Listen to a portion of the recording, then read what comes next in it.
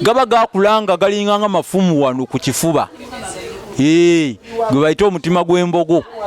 Kakati waliwo ge tuyita agannamukono. Amabeere agannamukono geego ng'erimu panvu ate erimu limpi. Nkugamba gaba tegenkanankana. Ago bagayita gannamukono. Waliwo agensama gabeera bwe gati. Amabeere g'ensama abantu abamu baganya amabeere ag'ensama gabeera bwe gati nga irimu litunudde eno eddala nga litunudde eno. Ago ge bayita amabeere ag'ensama. Gaba gansama kubanga gaba gasamadde. Ge bayita Omuganda gayita amabeere ag'ensama. Erimu litunula eno eddala ne litunula eno. Naye nga ku kifuba geesimbyeko bulungi. Kakati abasajja batandise okulookalooka n'amabeere. Waliwo abasajja bosanga nga emboozi ze balimu za mabeere g'abakazi n'ogamba bannange. Bano abasajja baba batya. Kakati ne tubaawo n'amabeere ge tuyita amabeere ag'ensuubo. Ag'ensuubo bagatuma ga nsuubo kuba gaba mawanvu nga kyenkana omukazi bw'afukamira gakuba ku bisambi. Gakuba ku bisambi. Ge bayita amabeere ag'ensuubo. Ne wabaawo amabeere aganzigajja. Aganzigajja gabeera mabeere nga masongolerevu naye ng'ennywanto zirabye waggulu. Ennywanto zirabye waggulu, ennywanto zaago. Ne wabaawo ge tuyita agannankanda oba olukambulizo. Gano ge mabeere agaba gagudde. Abasajja tebatera kwagala nnyo mabeere gaguddi era bagayita olukabattu. Amabeere ag'ensonga eyo. Naye ne ntumirako abasajja nga mmwe amakazi mubaagalako mabeere ako nka baweereza. Muganda wange George naye bw'atyo. Abasajja nga mmwe abakazi mubaagalako mabeere kwegamba osanga abasajja nga ye buli omu aba n'ekitundu ky'ayagala. Naye olwaleero nsomesezza ku mabeere mu Buganda. Ate amabeere tekikoma ku kitundu butundu ekiri ku kifuba naye n'amata agava mu kitundu ekyo ng'omukazi ayonsa tugayita mabeere. Naye abakyala naddala mu abakyala abazadde mwegendereze nnyo amabeere.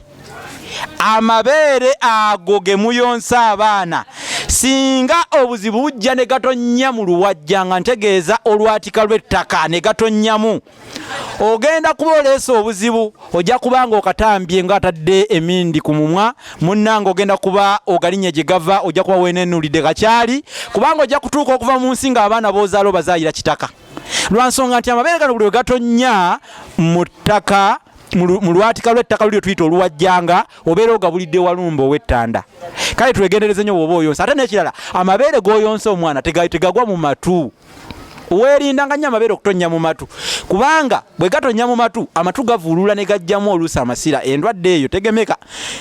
Ojja kunoonyaako bunoonya ate nkubulya eddagala eriwonya amatu agagenzeemu amabeere embi nnyo, ndwadde embi nnyo kubanga ng'ojjako okubeera endwadde omwana emuleetera ogusu mu matu ng'awunya ogusu omuyitako teyesimisa. Kakati amabeere ago mugeerinde era mugegendereze. Mpozi ekiddugavu ekibeera ku mabeere tukiyita ekizigiro era eyo mbuga ya bbeere. Kubanga nabagamba nti Oluganda lugagga bwe twogera embuga tufuna ebigambo bingi, tufuna amakulu mangi. Era tuliza okubyogera ne bagamba nti bannange abasajja boogedde ebyempulula ng'omusale w'amatu ayambala amayembe. Byayogedde bikirako ebyamuwa butwali ku nkoomi.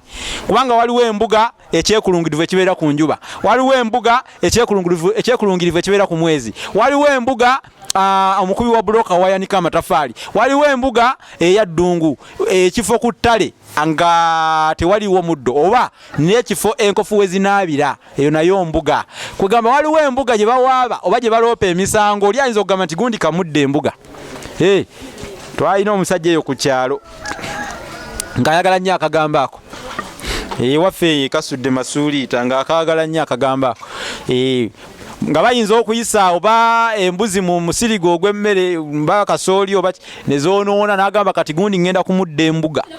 Okudda omuntu w'embuga kuba kumuwawaabira kugenda ku mbuga ebalamula okuloopayo omusango. Ekyo kisoko olisa singa akugamba nti nno gundi ngenda kumudda embuga. Okudda omuntu w'embuga kitegeeza okuloopa omuntu mu mbuga ebatwala oba okumuwawaabira kibayita okudda omuntu w'embuga. So nga ate waliwo okubuuza embuga ekyo kyawukana ne kiri. Ndowooza olaba nti Oluganda lugagga ate lugazi. okubuuza embuga ate okwo kuba kusesema omuntu emmeme we mutyobooka atandika okuga nti abannange mundagireko embuga kyova baleeta n'ekisoko ekyo ne bagamba nti okudda okubuuza embuga kitegeeza ki okubuuza embuga kwe kusesema. Ebigambo byenjogedde bingi nnyo. Amabeere mugawulidde ebyago, ennywanto nzoogeddeko nazo, ekizigiro ekyekulungirivu ku nnywanto ez'ebbeere kiba kiddugavu ate oluusi bakiyita ekizigo bwe baba bakisazeeko. Naye endwadde etawanya ennyo amabeere bagiyita ebbanyi.